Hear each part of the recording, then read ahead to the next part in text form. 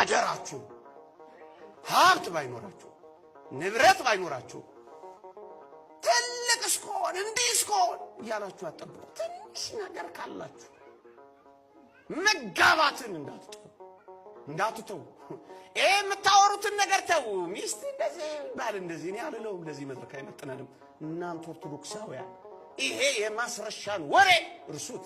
የሰይጣንን ሾክሾክታ እንዳትሰሙት። ይሄ ሌላ ነው፣ የኛ አይደለም። ሚስት ዘውድና ባልሽ ክብርሽ ነው። ይሄን ነው መጣም፣ ይሄ ነው ወንጌል።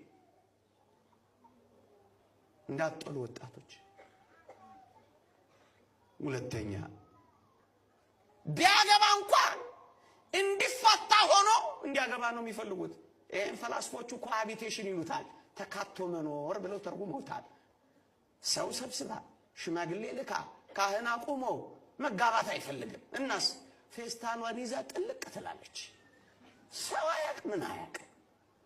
ያው እኔ ቀለል አድርጌ ነው ፌስታል ልጄ ነው መገባው ትላለች። ውሸቷን እኮ ነው። ለምን እንደሆነ ታውቃላችሁ? ትንሽ ካላማራት ሰውየው ፌስታሏን ይዛ አይደል የወጣችው። ፌስታሏን ይዛ ወልቀ በሶስት ቀኑ ለምን አይሆንም? ሳራያት ምን አላላት? ምን አጨናነቃት? ካሜራ ከተገጠመ ሽማግሌ ከተላከ ካህን ከቆመ ቁርባን ከተዘራ ትንሽ እንኳን አይከብድም። የሚቆሰቁስ ነገር የለውም። ይሄን ሁሉ ሰው እንዴት ረግጣ ትሄዳለች? ለዚህ እኮ ነው ተካቶ መኖር ሹልክ ውልቅ በቃ ናቸው። እንደዚህ እንዳታረጉት።